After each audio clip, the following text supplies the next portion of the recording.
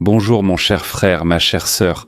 Je souhaite que la paix du Seigneur Jésus vienne sur toi maintenant et sur ta famille, aujourd'hui et pour toujours.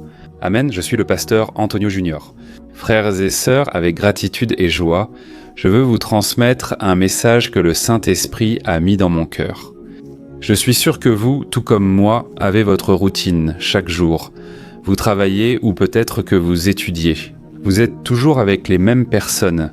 Et alors, souvent vous avez l'impression de ne pas avancer. C'est comme si vous tourniez en rond. Vous partez d'un point, vous faites tenter tout ce parcours pendant la journée, vous dormez et vous vous réveillez toujours au même endroit. Mais aujourd'hui, je veux t'inviter à grandir un petit peu chaque jour. Imagine si tu apprenais un peu plus de la Bible aujourd'hui. Imagine si tu grandissais un peu plus dans tes relations avec les gens ou dans ta relation avec Dieu. Quelle différence cela ferait-il dans ta vie? Après 1 an, après 2 ans, 5 ans? Et alors, tu sais ce qui va se passer? Au lieu de tourner en rond, tu vas grandir en spirale. Regarde ici, dans peu de temps, tu seras déjà là-haut. Tu auras tellement grandi que tu deviendras méconnaissable. Amen. De même, en marchant avec Jésus, on ne réalise pas que beaucoup de choses ont déjà changé. Et tu restes focalisé seulement sur ce qui te manque, sur ce que tu n'as pas encore atteint, sur les bénédictions qui ne sont pas encore arrivées. Mais essaie de regarder en arrière. Tu as déjà parcouru un long chemin. Amen. C'est pourquoi je t'invite à être avec moi ici chaque jour, matin, après-midi et soir. J'ai une parole pour toi. Et quand tu t'abonnes à ma chaîne et que tu actives la cloche, tu reçois une vidéo. Ensuite, tu peux même vérifier si tu t'es vraiment abonné en cliquant ici sur le bouton s'abonner, puis en cliquant sur la cloche et en sélectionnant l'option toutes. Parce que si tu reçois déjà cette notification, je veux vraiment que tu viennes être avec moi ici. Je prépare chaque message avec beaucoup d'attention, dans la prière. J'ai des personnes, dans mon ministère, qui prient pour ma vie, parce que très souvent, l'ennemi se lève beaucoup, tu sais frère, et n'est-ce pas facile de parler de Dieu, surtout à ceux qui ne connaissent pas encore l'évangile ou qui s'en sont éloignés. L'ennemi refuse que ces personnes reviennent à Jésus, mais Dieu a fait des merveilles. Et je suis tellement heureux de savoir que, surtout, tu es édifié, que tu construis ta maison sur le roc qui est la parole de Dieu. Amen, gloire à Dieu. Et en parlant de cela, n'est-ce pas? Je veux ici vous transmettre un enseignement, un verset, qui, si tu l'appliques, changera ta vie. Gloire à Dieu. Et n'oublie pas non plus de cliquer sur « J'aime ». Cela aide YouTube à comprendre que le contenu est pertinent pour toute la famille. Et tout de suite, nous allons déjà prier. Mais mes frères, je veux raconter ici. Une fois, un ami est venu me voir et m'a dit « Pasteur Do ». En réalité, mais il ne m'appelle pas ainsi. Il m'appelle Juninho parce qu'on est très amis, très proches. Il a dit « Juninho, je vais te dire une chose ». Il y a eu une période de ma vie où je m'étais éloigné, j'étais loin des voies de Dieu et j'ai fini par m'impliquer dans beaucoup de fêtes, de femmes, beaucoup d'alcool. Il en est même venu à toucher à la drogue pendant cette période. Il est resté éloigné pendant plusieurs années, mais ce qu'il m'a raconté m'a vraiment touché. Tu sais ce qu'il a dit? Il y a eu une nuit où il est rentré chez lui complètement ivre, complètement saoul. Il venait de faire la fête avec des femmes, là-bas et tout ça. Et il s'est regardé dans le miroir en allant vers sa chambre. Au moment où il s'est regardé dans le miroir, un moment de réflexion était venu dans sa vie. Il ressentait un grand vide dans la poitrine et regardait son propre visage ainsi. Et il a pensé « Qu'est-ce que je fais de ma vie ?» Regarde en qui je suis en train de devenir, regarde jusqu'où j'en suis arrivé en étant loin du Christ, en étant loin des chemins de Dieu. Frère, il a raconté qu'à partir de cette réflexion, il a commencé à changer, tu sais. Les autres jours, il ne voulait souvent plus voir ses amis. À partir de ce moment-là, quand il s'est regardé dans le miroir, le Saint-Esprit a commencé à agir dans sa vie. Et cela m'a beaucoup touché parce que j'ai pensé « Regarde l'importance du miroir, n'est-ce pas? Quand tu te regardes dans le miroir, tu vois tes imperfections, tu vois qui tu es, tu vois aussi tes qualités. » Et je me souviens qu'il y a eu une période aussi dans ma vie où j'étais célibataire. J'avais le rêve de trouver quelqu'un, je voulais rencontrer une femme de Dieu et j'allais même jusqu'à parler à Dieu comme ça. En Dieu, est-ce que c'est trop demandé? Seigneur, donne-moi une épouse vertueuse, j'en ai tellement envie. Ta parole le dit, n'est-ce pas? Je disais à Dieu, ta parole dit dans Proverbe 31, que trouver une femme vertueuse, c'est comme trouver un bijou précieux. Frère, j'ai commencé à prier Dieu dans ce sens, vous savez. D'ailleurs, quand j'ai rencontré ma femme et que nous nous sommes mariés, au moment de faire les vœux, n'est-ce pas, de l'alliance, j'ai dit exactement cela à Thaïs. Que la rencontrer, c'était comme trouver un joyau précieux. Et on ne trouve pas ça n'importe où, tant ma femme est précieuse. Et je ne dis pas ça seulement pour lui faire plaisir, peut-être qu'elle ne regardera même pas cette prière en particulier, mais je le dis à tout le monde. J'ai trouvé un joyau, parce que je sais que c'est de plus en plus difficile. De la même manière, il devient de plus en plus difficile de trouver des hommes de valeur. C'est pourquoi je t'invite ici aujourd'hui. Toi qui cherches Dieu, avant de vouloir trouver la bonne personne, une personne de Dieu, cherche d'abord à être cette personne. Amen. Alors qu'est-ce que je disais déjà ? J'étais encore célibataire à cette époque et j'ai commencé à me sentir très laid. J'ai commencé à ne voir que les défauts, tu sais, que les points négatifs. Mais un jour, mes frères, je me suis regardé dans le miroir le matin et le Saint-Esprit a commencé à parler à mon cœur. Il a commencé à me faire réfléchir à ceci. Je m'assis. Réfléchis, mon fils, à qui tu es en Christ. Tu as de la valeur, tu as des qualités, tu es une personne qui porte les fruits du Saint-Esprit. Et il a même commencé à me montrer que j'avais ma propre beauté. Tu comprends ? Tu n'as pas besoin d'être le plus beau, mais tu dois te trouver beau toi-même. Amen. Et le Saint-Esprit alors a commencé à restaurer en moi l'identité de qui j'étais. Frère, c'est très triste quand quelqu'un perd son identité et quand la personne ne sait pas qui elle est, d'où elle vient, où elle va. Mais quand tu as Jésus dans ta vie, tu sais tout cela, tu remplis toutes ces lacunes de ta vie et alors tu trouves la paix. Parce que tu sais où tu vas. Si tu meurs, tu es gagnant, comme le dit l'apôtre Paul. Si tu vis avec le Christ, c'est-à-dire qu'il prend soin de toi tout le temps. Alors on laisse de côté les peurs, les préoccupations, on commence à vivre en paix. Et je veux te lire ici un passage dans Jacques chapitre 1, versets 23 et 24, qui parle du miroir. Écoute bien et sois attentif. Il est dit: si vous entendez la parole de Dieu sans la pratiquer, c'est comme si vous vous regardiez dans un miroir, que vous voyez votre propre visage, mais que vous oubliez aussitôt à quoi vous ressemblez. Garde bien ça, je vais devoir relire. Frère, c'est très fort. Écoute, il est écrit comme ça. Si vous entendez la parole et que vous ne la mettez pas en pratique, c'est comme si vous vous regardiez dans un miroir, que vous voyez votre propre visage, mais que vous oubliez aussitôt à quoi vous ressemblez. C'est comme si c'était ça, frère. En lisant la parole de Dieu, miroir de votre âme, vous voyez des aspects positifs et négatifs, n'est-ce pas ? Tout comme votre apparence. Cela façonne votre cœur et transforme votre vie. Voilà pourquoi je ne peux pas prier seulement pour vous dans la vidéo. Certains ont commenté « Pasteur va directement à la prière, saute la parole ». Je ne peux pas, frère. Vous savez pourquoi ? Parce que la parole, la Bible elle-même dit « La foi vient de ce qu'on entend, et la parole est la chose la plus importante de notre vie. Parce que quand elle entre dans votre cœur, elle transforme de l'intérieur vers l'extérieur, et la prière vient confirmer la parole. C'est le moment de se rapprocher de Dieu, tout est lié. Un jour, on a demandé à un célèbre prédicateur « Qu'est-ce qui compte le plus, la parole ou la prière ?» Et le prédicateur lui a demandé « Mon cher, qu'est-ce qui est le plus important ? L'aile gauche d'un oiseau ou l'aile droite. Frère, il n'y a rien de plus important que l'autre. Les deux doivent aller ensemble, la prière avec la parole. Amen. Mais ici, il dit ceci, Jacques est en train de dire « Si tu entends seulement la parole et que tu ne la mets pas en pratique, tu oublies ce qui était écrit dans la parole et, plus encore, tu oublies qui tu es. » Parce qu'ici, il dit « tu vois ton apparence, mais tout de suite, tu oublies l'apparence que tu as, c'est-à-dire, tu oublies tout de suite qui tu es en Christ Jésus. Amen. » Frère, il y a beaucoup de personnes qui, parfois, sont à l'église, beaucoup de personnes qui entendent la parole, la connaissent, la prêchent, mais ne la mettent pas en pratique. Vous savez, ça devient tellement vide. C'est vraiment mauvais, frère. Quand je vois, parfois, la personne est à l'église et pendant le moment de louange, elle est là, les bras croisés. Elle regarde le plafond, regarde les autres, s'assoit, tripote son téléphone. Pourquoi ? Elle ne vit pas cela, donc ça n'a aucun sens pour elle, elle n'en profite pas, tu comprends ? C'est triste à voir, beaucoup sont déjà comme ça, mes frères. Tu sais, parfois après des années de ministère, la personne prêche, évangélise et œuvre. Mais cela n'a plus de sens pour elle maintenant. Autrement dit, elle a oublié qui elle est en Christ Jésus. Et le Christ lui-même, Jésus lui-même, a raconté une parabole la plus connue de toutes, la parabole du fils prodigue. Et dans cette parabole, il a parlé d'un garçon. D'ailleurs, le père avait 2 fils, et l'un de ses fils est allé voir son père et lui a dit « Papa, donne-moi tout de suite ma part d'héritage, parce que je veux quitter la maison, je veux profiter de la vie. Je suis coincé dans cette église. Si on transpose à aujourd'hui, non ?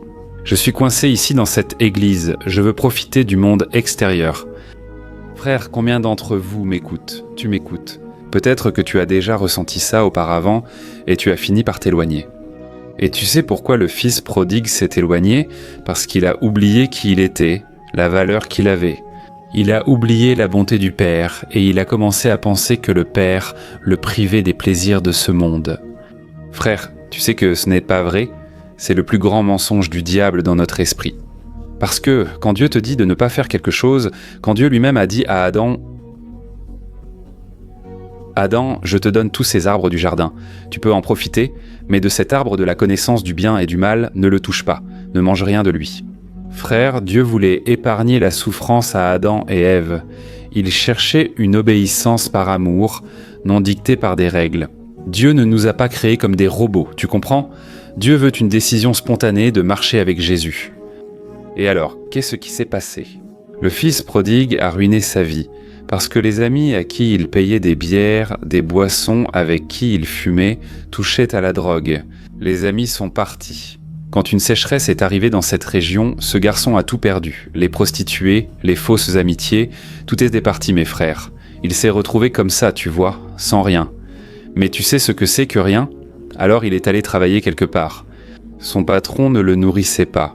Il voulait même manger la nourriture des cochons sans y avoir accès. Jusqu'à ce qu'il se souvienne, « Waouh, tu vois, chez mon père, il y avait de l'abondance, je ne le savais pas. » Autrement dit, j'étais heureux dans la maison de mon père. Et je ne le savais pas, j'avais tout l'héritage. Frère, il a simplement pensé ainsi, « Je vais retourner dans la maison de mon père. Je vais dire que je veux être traité seulement comme l'un des employés, parce que même un employé vit bien mieux que moi ici. » Et j'espère qu'il va m'écouter. Frère, et à sa grande surprise, le père l'attendait déjà. Le père était déjà impatient que son fils revienne. Alors le père il s'en est venu en courant, il l'a embrassé, il l'a serré dans ses bras et il a ordonné qu'on fasse une fête. En fait, il engraissait déjà le veau parce qu'il rêvait de ce moment du retour. Et vous savez ce qui s'est passé ? L'autre frère, qui est un messie, qui était à la maison, est devenu triste, il était devenu jaloux, frère. Vous savez pourquoi ? Lui non plus ne connaissait pas son identité. Il ignorait qu'il y a une grande joie dans la maison du Père. Sa présence seule nous suffit, frère. Pourtant, il nous accorde encore beaucoup. Le fils est alors devenu triste et jaloux, n'est-ce pas ? Et le père a dit, « Mon fils, pourquoi es-tu triste ? Regarde, ton frère était revenu. Nous devrions nous réjouir. » Mais il a dit, « Non, je te sers ici. » Vois la vision qu'il avait de son père. « Je te sers depuis tant d'années. Tu n'as jamais tué un veau, un petit agneau pour moi. Et maintenant, ton fils a tout dilapidé avec des prostituées et tu lui fais une fête. » Et le père a dit, « Oh, mon fils, ne pense pas comme ça. Tout ce que j'ai est à toi. Pourquoi penses-tu à instu de façon si mesquine, si étroite ?» Frère, bien souvent, nous sommes comme ça. Nous sommes en présence de Dieu, nous pensons que nous devons servir par obligation ou peut-être par peur de l'enfer, peur d'être condamnés, et nous perdons l'essence, la pureté, n'est-ce pas ? Écoutez, frère, je suis désolé de dire qu'aujourd'hui, dans le milieu chrétien, tant de personnes s'égarent. Vous savez, tant de dirigeants se disputent les uns avec les autres.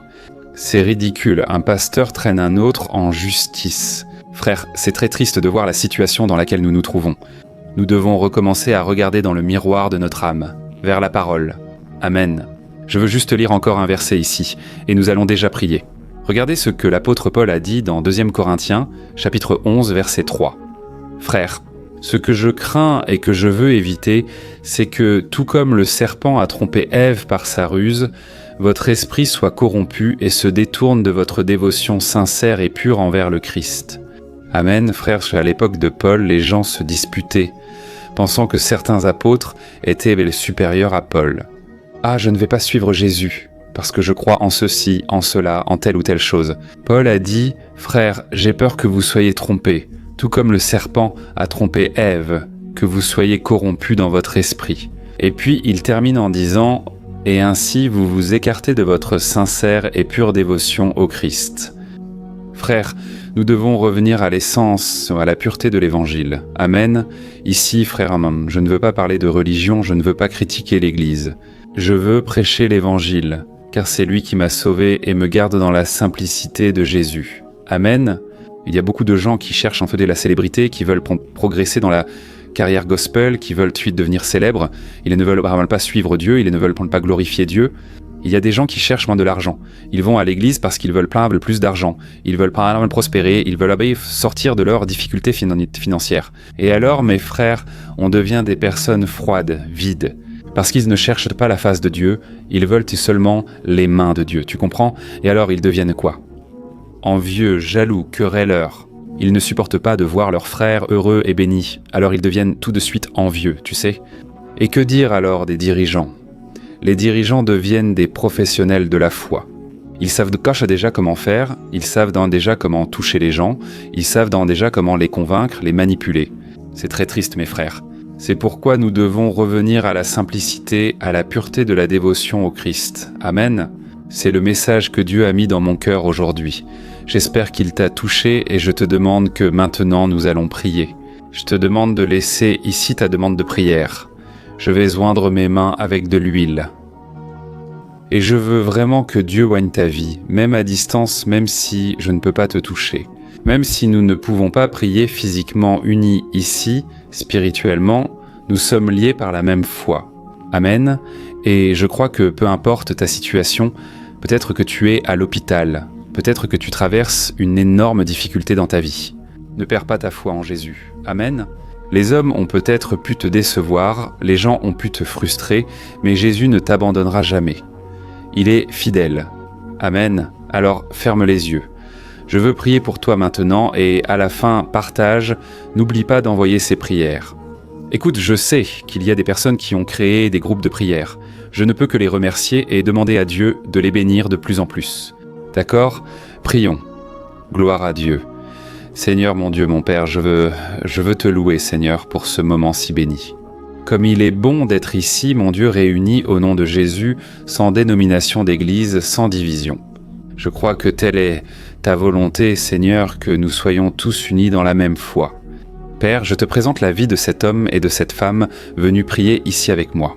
Toi seul connais le besoin de leur cœur, leurs rêves, Père. Au moment où j'ai raconté mon témoignage, je sens ici, mon Père, que beaucoup de personnes ont recommencé à rêver qu'elles peuvent aussi être heureuses dans le domaine sentimental. Ô mon Dieu, place un homme ou une femme de Dieu sur sa route. Père, exauce son désir. C'est ce que dit ta parole dans le psaume 37. Si nous nous délectons en ta présence, le Seigneur accordera les désirs de notre cœur. C'est ce que je te demande, mon Père. Réalise des rêves, transforme des vies ici aujourd'hui. Sors cette personne, mon Père, de ce désert. Seigneur, tu ne l'as pas appelé à rester toute sa vie dans cette souffrance. Le Seigneur a une vie en abondance. C'est ce que Jésus a promis. Ô Jésus, je te demande aussi, Seigneur, que le principal miracle se produise ici aujourd'hui, que tu sauves les vies qui sont éloignées de toi. Des personnes qui étaient autrefois déçues et qui, à cause de l'homme, à cause de la frustration, se sont éloignées de tes chemins. Mais toi, Seigneur, tu n'es coupable de rien. Tu es fidèle, tu es bon, et l'erreur est toujours en nous. Quand nous lisons la Bible, mon Père, nous trouvons beaucoup d'erreurs, mais elles sont toutes en nous, et non dans ta parole. C'est pourquoi je te demande maintenant, ô Dieu, de ramener ces brebis égarées. Jésus lui-même a dit qu'il laissait le bon berger. Et il va là où se trouve cette unique petite brebis, il la met sur ses épaules et la ramène. Ô Jésus, je te demande ici et maintenant, sauve ces personnes. Il y a des personnes ici, mon Dieu, impliquées dans la pornographie, la prostitution, elles sont souillées. Mais aujourd'hui, elles ont l'opportunité de se repentir et elles crient pour ta miséricorde. Seigneur, regarde le besoin du cœur, regarde la misère dans laquelle elles se trouvent, ô Dieu, et apporte le pardon, la guérison, la restauration.